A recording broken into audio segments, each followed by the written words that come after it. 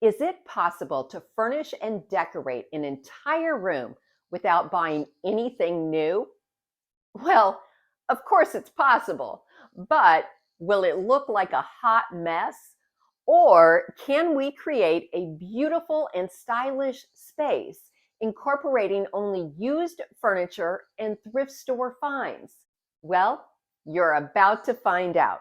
And this might just be my most challenging room makeover yet. My youngest son Spencer and his girlfriend Madison just rented a cute little house with a surprisingly large living room, which presented quite a problem because even though they both have a lot of bedroom furniture, they had almost no living room furniture or decor. So I agreed to help them out. But to keep it budget friendly, I wouldn't be able to buy anything new. But I could do a few DIY projects. So if you're wondering how this living room makeover turned out, let's get started. Right before Spencer and Madison moved into their little rental house, the landlord said he would leave behind the living room sofa and chair if they would take on the expense of putting up new curtains. That was great news. But as you can see, they still needed a lot of furniture. Madison had some mirrors, 3 tables, and an old dresser missing its drawers. And all Spencer had to contribute to the cause was his favorite IKEA chair and a TV. The landlord also ended up leaving a nice end table. Like most young people, Madison is still figuring out her style. But after asking her multiple questions, I was able to ascertain that she doesn't like farmhouse style or white painted furniture anymore. Instead, she prefers what I would call an updated grandma style. And for colors, she likes green, especially dark green and rusty orange. All Spencer really wanted was a comfy spot to watch TV.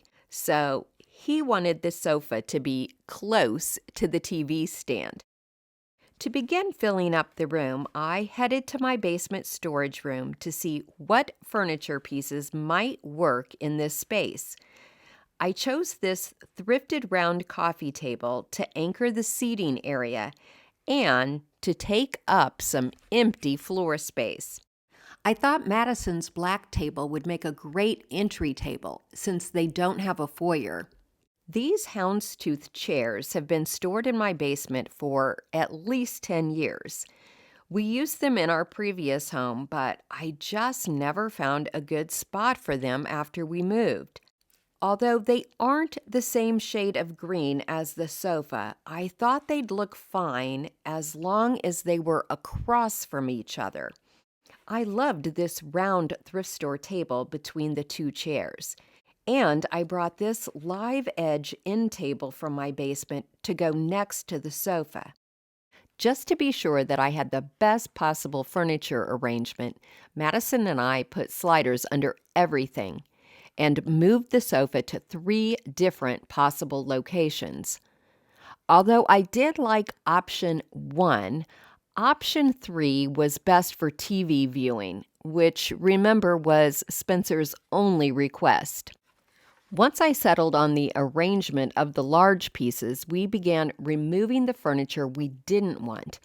That included the landlord's end table, which looked too country next to the glass coffee table. I replaced it with a clean-lined thrifted table that I had previously painted with the same dark gray paint as the live edge end table. And we decided to remove the round table between the chairs to create a spot for Madison's DIY dresser. Although we had several table options, my son's TV was just too big for all of them. However, the landlord had also left behind a kitchen cupboard and said they could take it to Goodwill if they didn't want it. Once we removed the top hutch, the bottom cabinet was a nice size for the TV and would hide all the electrical cords. However, the raw pine was far too country for Madison's taste. So we painted it in her favorite color, dark green. I came back the next day and filled the handle holes with wood filler and stained the pine in a shade similar to the live edge end table. Once I had sanded and painted over the wood filler, I drilled new holes for some vintage handles, which I hoped would dress up the doors a bit. I also had this stool in my basement. I thought the black paint would give a nod to the black coffee table, and the X-shaped legs was similar to the live edge end table. I had previously upholstered this stool when black and white plaid was all the rage. Now I wanted to reupholster it using a reversible quilted throw blanket that I bought at Goodwill. Although the stripe side looked great with the sofa, it didn't look so good with the houndstooth chairs. So I decided to attach the fabric with the rusty orange pattern on the outside. You can easily reupholster stools and dining room chairs using a heavy-duty stapler like this electric one made by Stanley. Rather than folding the fabric in the corners like wrapping a present, pull the fabric taut, creating small gathers as you staple around the corners to create a more professional look. To create a quick coordinating trim, I cut the edge binding off of two sides of the blanket. Then I just hot glued it to the wood along the bottom edge of the cushion. I think it turned out really cute and can be used as a side table or for extra seating. Spencer and Madison were anxious to get up some window coverings. I found some old curtain rods in my storage room, but they were silver, which didn't coordinate well with the warmer color scheme I was creating. So I painted them, first with Zinsser spray primer and then with black spray paint to match the coffee table and stool. Professional interior designers always advise hanging your curtain rods close to the ceiling to create an appearance of height in the room. What they don't tell you is that if you do this, you will need to either buy custom drapes or extra long ready-made drapes and then hem them, both expensive options. And since I was on a tight budget, this was not an option. Instead, I ordered reasonably priced 84-inch long curtains from Amazon. This was the only new item purchased for this entire room makeover. If you are a regular thrift store shopper like me, then you already know that it is extremely difficult to thrift drapes that both fit your windows and coordinate with your decor. I had originally thought I would use Madison's DIY dresser under the smaller window to add interest to that side of the room, but it just wasn't big enough for the space. So I began hunting for bookcases on Facebook Marketplace and got lucky. I found these two solid oak cabinets. And I was so glad that Madison liked the stained wood because I would have hated painting over that natural wood. I also thrifted this wood and dark green little stool to put next to the swivel chair. I have several extra lamps in my storage room, but I thrifted this $5 lamp because I thought it would be perfect next to the sofa and swivel chair. I was hoping I could make these two farmhouse-style lamps work in the room, so I painted them with the same dark green paint that I used on the kitchen cupboard. Once the paint was dry, I lightly distressed the lamp with sandpaper. Then I brushed on dark antiquing wax, dabbing away the excess with a cloth rag. I also thrifted a large $3 lampshade to use on the floor lamp and found a burlap lampshade in my basement to use on the table lamp. Like most young people, neither Spencer nor Madison own much small tabletop decor. However, Madison did have a few items. To add interest inside the dresser, I used her wire basket and wood crate and added a few books and other thrift store decor items. I also placed one of her trays on top of the dresser and filled it with a plant and terracotta bird from Goodwill. Since there was no need for a lamp on the dresser, I decided to use some thrifted candlesticks to add some height. These Pier 1 candlesticks were such a deal. However, Madison didn't care for the glass globes on them, so we took them outside, used a hammer, and quickly removed them. To create a floral arrangement for the coffee table, I started with a Goodwill basket. I thrifted a large bundle of faux flowers and plants for under $4, and I just cut the stems down a bit and stuck them in the hole in the basket's lid. If you ever have faux berries with white styrofoam showing through, you can easily update them with acrylic paint in similar colors. I made use of another one of Madison's trays on the coffee table to hold the floral arrangement, some books, and a unique set of thrift store wood candlesticks. Initially, I thrifted this vintage bowl for myself, but filled with pine cones from my yard, it looked perfect in her tray. After buying the bookcases, I knew I needed to head back to my basement and to the thrift stores to find things to fill the shelves. I thrifted this large faux fern for $5. It was so large I had to put it on top of the bookcase. I also thrifted this large aqua lantern that I spray painted orange to add a pop of color to the back of the room. And I thrifted an orange wood pumpkin and a ceramic pitcher with orange flowers. And of course, I had to raid my clock and bird collections for that Canterbury cottage touch. It always surprises me how many books it takes to fill even a small bookcase, which is a strong reminder of just how many books I own. Madison thrifted this pretty vintage picture for just $2, and she found a couple of black lanterns in her stuff. I also made use of Madison's magnolia leaf wreath and a couple of her wicker baskets on the shelves and on top of the bookcases. It will be fun to see how this shelf decor evolves over time. Next, let's add some wall decor. Madison likes mirrors and had several to choose from. However, we ended up using a large rectangular mirror from my basement above her black entry table. We tried her large gold mirror behind the sofa, but I thought a gallery wall of mirrors would be much more interesting. I had several smaller mirrors in my stash, and Madison had a larger octagonal one to anchor the grouping. We played around with the arrangement on the floor until we landed on one we both liked.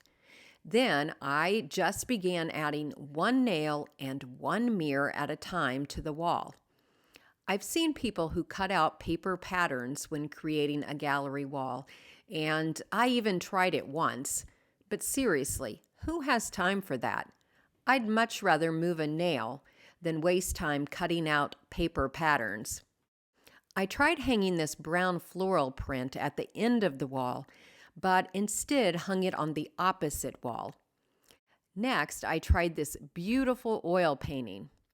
There is a small rip in the canvas, but it was only $6 and so pretty.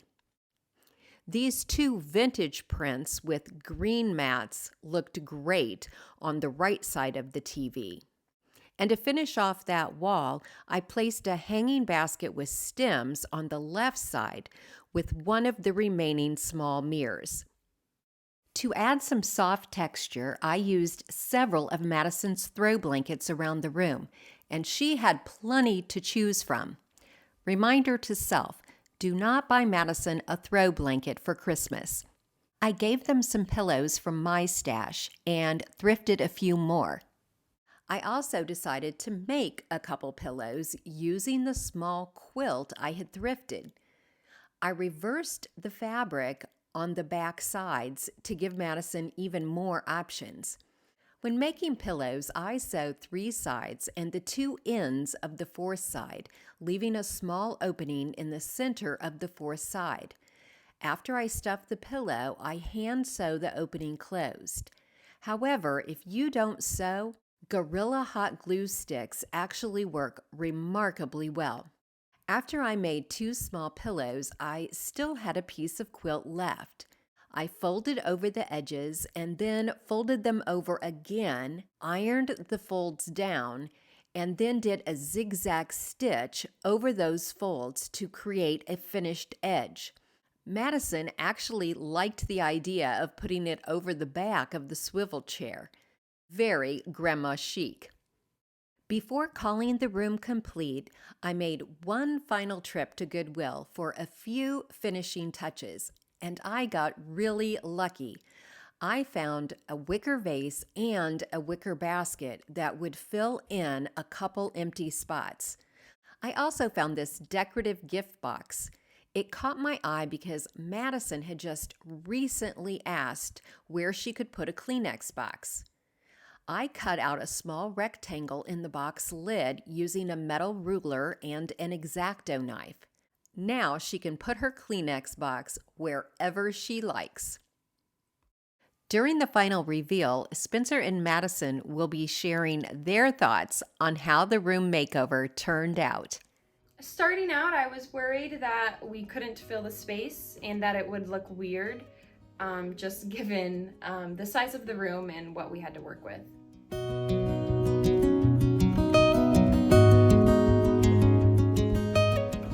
What would you say your favorite thing in the room is? I would say the curtains. I like that they're sheer so they let in light, but they also block some as well. So that way I still get in light, but it's not harsh light, it's a little softened.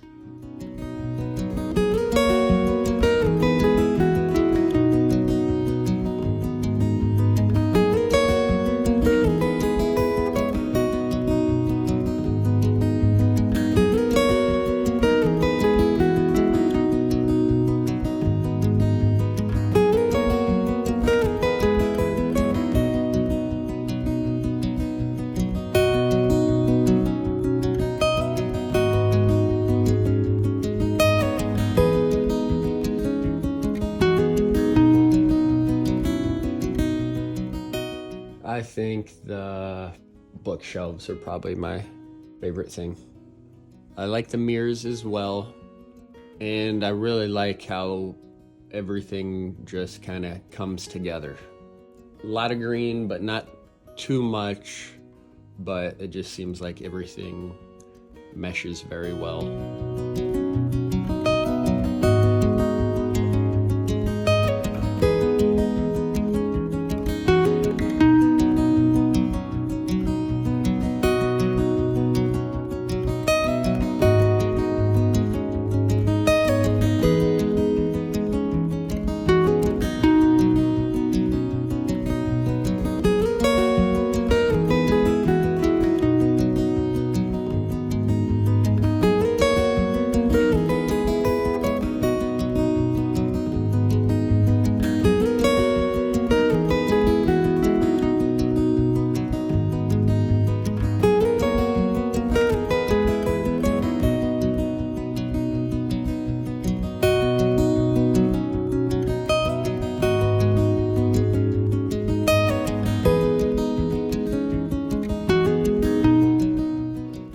I have a least favorite. I really enjoy it all.